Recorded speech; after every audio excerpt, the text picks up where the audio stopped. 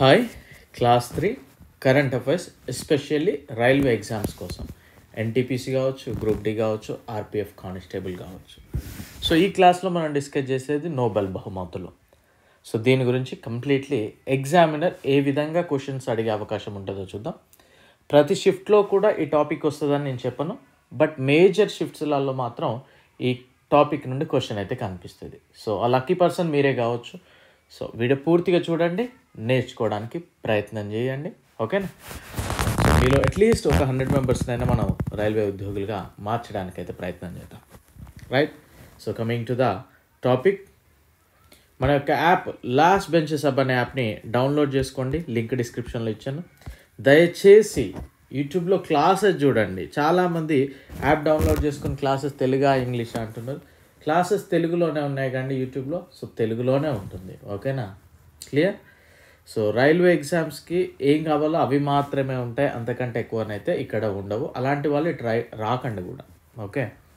So ఇక్కడ మీకు individual subjects అయితే polity, GK, science, chemistry, social and సైన్స్కి సంబంధించి previous question each subject 50K ఇస్తున్నా. సో ఇది మళ్ళీ ఇంకొక 3 days తర్వాత కాస్ట్ అయితే పెరుగుతుంది. అండ్ ప్రజెంట్ ఇది 500ది కాస్ట్ 200K ఇస్తూ ఉన్నాను. నెక్స్ట్ వన్స్ ఒకసారి కరెంట్ అఫైర్స్ అప్లోడ్ చేస్తే 250 అవుతుంది మినిమం. అప్పుడు 250, 300 కూడా అయ్యే అవకాశం ఉంటుంది. సో ఇక్కడ పెండింగ్ క్లాసెస్ ఉన్నాయి, నో వరీ. మీకు మనం after Sankranti arithmetic pending classes చెప్పుకుందాం. ఆల్మోస్ట్ మన కరెంట్ అఫైర్స్ కూడా అయిపోయింది కనుక, ఓకే? సో ప్రాపర్గా వినియోగించుకోండి, మీరు పెట్టిన మనీకి డెఫినెట్లీ యూజ్ ఉంటుంది, అందులో no doubt at all, okay? So coming to the topic, Nobel బహుమతులు ఏ విధంగా అడిగే అవకాశం ఉంటుంది అనేది మనం ఒకసారి చూద్దాం. ఆల్ఫ్రెడ్ నోబెల్ పేరు మీదుగా బహుమతులు ఇవ్వడం జరుగుతుంది. సో నోబెల్ అంటే ఎవరు? ఆల్ఫ్రెడ్ నోబెల్ పేరు మీదుగా ఈ బహుమతులను ఇవ్వడం జరుగుతూ ఉంటుంది. ప్రతి సంవత్సరం కూడా డిసెంబర్ 10న ఈ పురస్కారాలు అందజేస్తారు. సో డైనమైట్ కనుగొన్నది ఎవరు అంటే ఆల్ఫ్రెడ్ నోబెల్. ఈయన పేరు మీదనే నోబెల్ బహుమతులు అనేది ఇస్తూ ఉన్నారు. ప్రదానం చేసే స్థలం ఎక్కడ అని అంటారు? స్వీడన్ అండి. అయితే ఇక్కడ మనం చేసుకోవాల్సిన నోట్ ఒక పాయింట్, నోబెల్ శాంతి బహుమతి ఏదైతే ఉందో అది నార్వేలో ఇస్తారు. సో రిమైనింగ్ బహుమతులన్నీ కూడా స్వీడన్ దేశంలో ఇవ్వడం జరుగుతుంది. ఓన్లీ నోబెల్ శాంతి బహుమతి మాత్రం మనకి నార్వేలో ఇస్తారు. ఇక్కడ కన్ఫ్యూజ్ అవ్వకూడదు. అండ్ ప్రారంభించిన సంవత్సరం 1901. ప్రైజ్ మనీ మాత్రము 11 million Sweden Crohn's, 11 million Sweden Crohn's అండి దీని యొక్క ప్రైజ్ మనీ. సో ఒక జీకే పాయింట్ ఆఫ్ వ్యూలో కనుక చూస్తే భారతీయ వ్యక్తులు మరియు భారతీయ మూలాలు కలిగిన వ్యక్తులు ఎవరైనా నోబెల్ బహుమతి పొందారా అని కనుక మనం చరిత్ర ఒకసారి చూసినట్లయితే మొదటిసారిగా రవీంద్రనాథ్ ఠాగూర్ గారికి రావడం జరిగింది. తన యొక్క రచన గీతాంజలి అనే పుస్తకానికి గాను 1913లో. లిటరేచర్, సాహిత్యంలో నోబెల్ సాహిత్య బహుమతి రవీంద్రనాథ్ ఠాగూర్ గారు అందుకున్నారు. మొట్టమొదటి ఇండియన్ అని చెప్పొచ్చు మనం. సివి రామన్ గారికి వచ్చింది 1930లో ఫిజిక్స్ రంగంలో. మదర్ తెరిసా గారికి రావడం జరిగింది 1979 శాంతి బహుమతి. అమర్త్య సేన్ గారికి రావడం జరిగింది 1998 ఎకనామిక్స్. కైలాస్ సత్యార్థి గారికి రావడం జరిగింది 2014 శాంతి బహుమతి. ఇక్కడ ఇయర్స్ కూడా గుర్తుపెట్టుకోవడానికి ప్రయత్నం చేయండి, okay?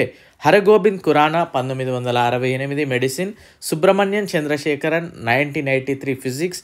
Venkatraman Ramakrishnan 2009 chemistry. Abhijit Banerjee 2019 economics. వీరికైతే రావడం, ఇందులో భారతీయ వ్యక్తులు, అదేవిధంగా భారతీయ మూలాలు కలిగిన వ్యక్తులు వీళ్ళు, ఓకే? నెక్స్ట్ మొదటి మహిళ కనుక చూస్తే మేరీ క్యూర్ అండి. 1903లో ఫిజిక్స్ రంగంగానే తనకి రావడం జరిగింది. అండ్ అతి చిన్న వయసులో నోబెల్ బహుమతి పొందిన వ్యక్తి మలాలా యూసఫ్జాయ్. పాకిస్తాన్ మహిళ 17 సంవత్సరాల వయసు ఉన్నప్పుడే తనకి నోబెల్ శాంతి బహుమతి అయితే రావడం జరిగింది 2014లో కైలాస్ సత్యార్థితో పాటు. అండ్ అతిపెద్ద వయసులో నోబెల్ బహుమతి పొందిన వ్యక్తి ఎవరంటే John B గుడెనఫ్.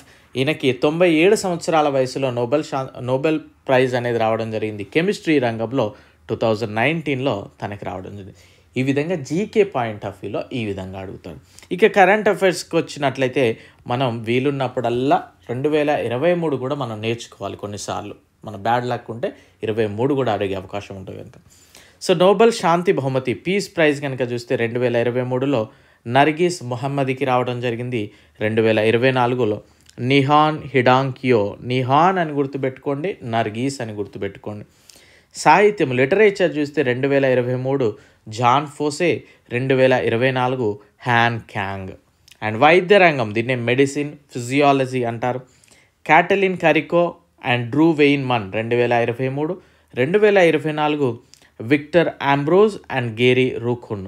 Victor and Gary అని గుర్తుపెట్టుకోండి సరిపోతుంది. ఫిజిక్స్ భౌతిక శాస్త్రంలో చూస్తే పియర్రే అగోస్టిన్, ఫెరింక్ క్రౌజ్, అన్నే హెల్ హ్యూలియర్ 2023లో వచ్చింది. 2024లో జియోఫ్రే హెంటన్ అండ్ జాన్ ఓప్ఫీల్డ్.